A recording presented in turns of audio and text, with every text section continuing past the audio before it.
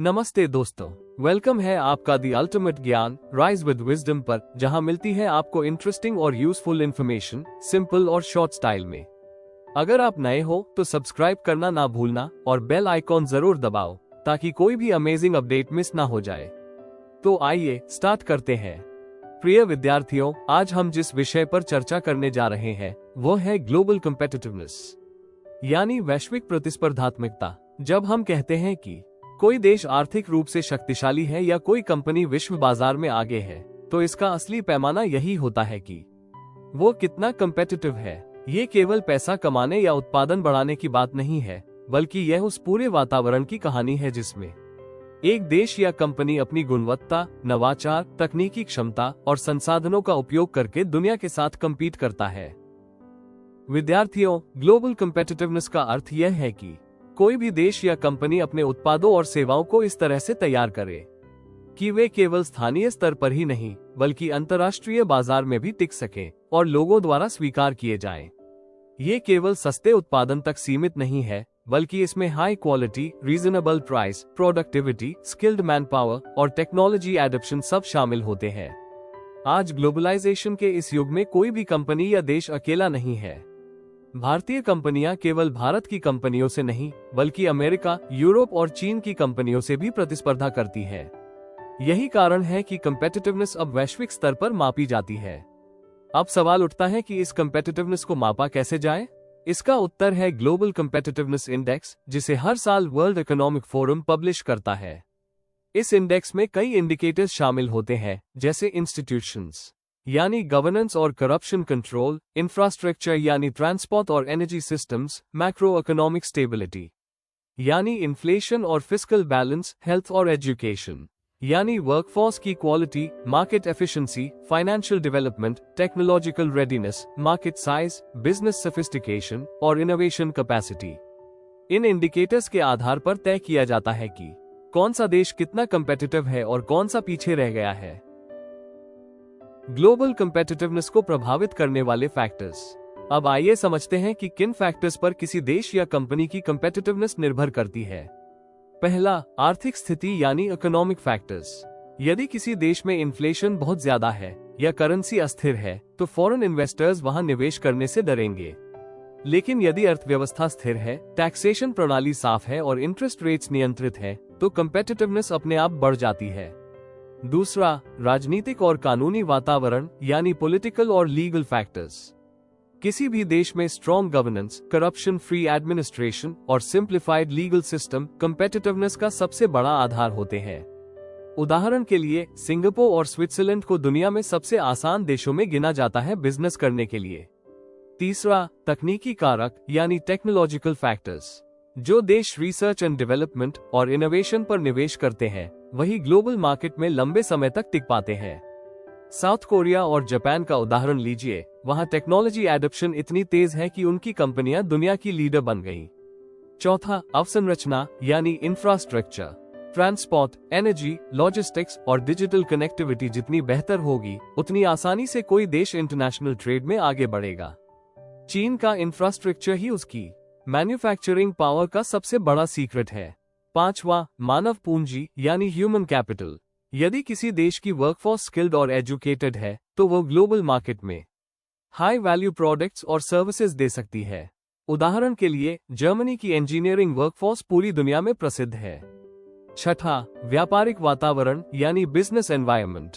यदि किसी देश में एंटरप्रेन्योरशिप को सपोर्ट मिलता है, इंटेलेक्चुअल प्रॉपर्टी सुरक्षित है और मार्केट्स कम्पेटिटिव है, तो वह देश ग्लोबल कम्पेटिटिवनेस में तेजी से आगे बढ़ता है। Importance of global competitiveness. यदि कोई देश ग्लोबली कम्पेटिटिव है, तो इसका सबसे बड़ा प्रभाव उसकी इकोनॉमिक ग्रोथ पर पड़ता है। ऐसे देश फॉरेन इन्वेस्टमेंट को आकर्षित करते हैं और उनके लिए ट्रेड अपॉर्चुनिटीज बढ़ जाती है। इसका मतलब है कि उनकी इकोनॉमी न केवल डोमेस्टिक लेवल पर मजबूत होती है, बल्कि इंटरनेशनल ट्रेड में भी उनकी हिस्सेदारी लगातार बढ़ती है। दूसरा बड़ा प्रभाव है सिटीजन्स के स्टैंडर्ड ऑफ लिविंग पर। जब कोई देश कम्पेटिटिव होता है, तो वहां इनकम लेवल्स बेहतर होते हैं, एम्प्लॉयमेंट अपॉर्चुनिटीज बढ़ती है और लोगों की क्वालिटी ऑफ लाइफ सुधरती है। यानी कम्पेटिटिवनेस का सीधा संबंध लोगों की खुशहाली से है। तीसरा पहलू है इनोवेशन और प्रोडक्टिविटी। कम्पेटिटिवनेस किसी देश को लगातार सुधार करने और नई नई टेक्नोलॉजीज अपनाने के लिए प्रेरित करती है। यही कारण है कि डेवलप्ड कंट्रीज हमेशा रिसर्च और इनोवेशन पर ध्यान देती है। चौथा महत्व सस्टेनेबिलिटी से जुड़ा है। कम्पेटिटिव देशों में रिसोर्सेज का उपयोग ज्यादा एफिशिएंटली किया जाता है, जिससे वे लॉन्ग टर्म ग्लोबल प्रेजेंस बना पाते हैं। और अंत में ग्लोबल इमेज। कोई भी देश जब ग्लोबली कम्पेटिटिव होता है तो उसकी अंतर्राष्ट्रीय प्रतिष्ठा बढ़ती है। उसकी बार्गेनिंग पावर भी इंटरनेशनल फोरम्स और मार्केट्स में मजबूत होती है। Measuring global competitiveness. अब प्रश्न ये है कि ग्लोबल कम्पेटिटिवनेस को मापा कैसे जाए। इसके लिए सबसे प्रसिद्ध टूल है ग्लोबल कम्पेटिटिवनेस इंडेक्स, जिसे वर्ल्ड इकोनॉमिक फोरम हर साल पब्लिश करता है। यह इंडेक्स 12 इंडिकेटर्स पर परफॉर्मेंस को मेजर करता है। इनमें शामिल है इंस्टीट्यूशंस यानी गवर्नेंस और लॉ सिस्टम, इंफ्रास्ट्रक्चर यानी ट्रांसपोर्ट और communication systems, macro economic stability यानी इन्फ्लेशन और फिस्कल हेल्थ और प्राइमरी एजुकेशन तथा हायर एजुकेशन और ट्रेनिंग, जिससे वर्कफोर्स की क्वालिटी तय होती है।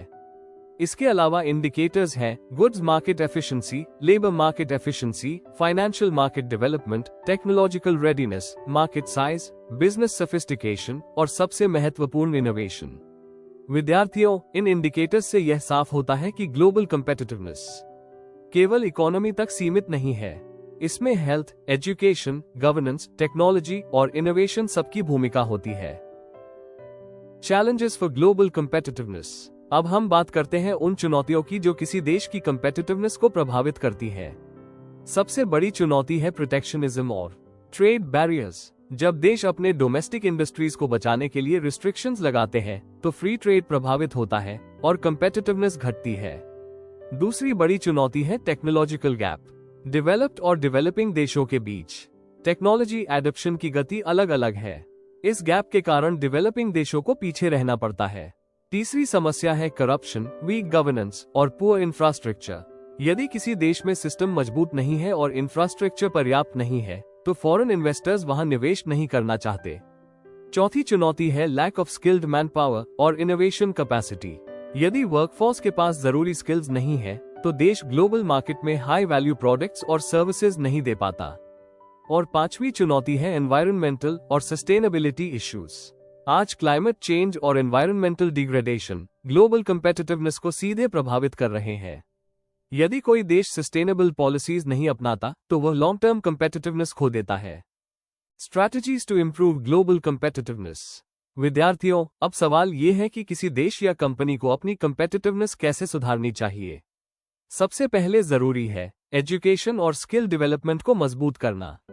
जब वर्कफोर्स स्किल्ड होगी तभी वो ग्लोबल स्टैंडर्ड्स पर परफॉर्म कर पाएगी।